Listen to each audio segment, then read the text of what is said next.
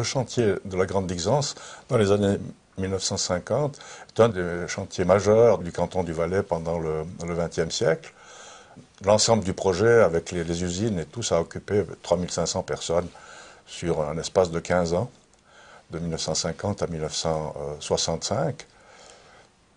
Les techniques, évidemment, de forage ont beaucoup évolué. À l'époque, c'était à la perforatrice et à la dynamite, avec les problèmes que ça pouvait poser, évidemment.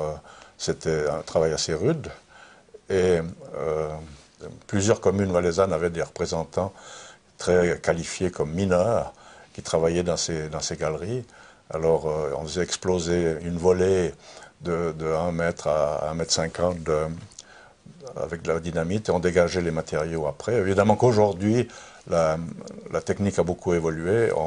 Dans le chantier de Cleuson-Dixence, par exemple, c'était un énorme tunnelier qui forait la montagne avec beaucoup moins de personnel, mais beaucoup plus de machines.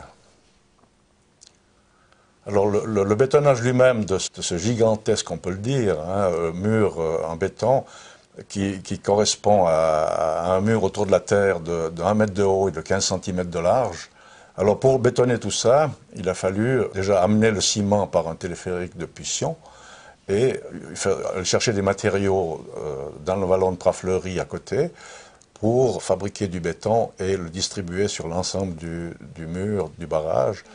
Ce barrage, finalement, est devenu un must. Plus de 100 000 personnes par année viennent le visiter. Aujourd'hui, on aurait de la peine à imaginer la vallée sans lui.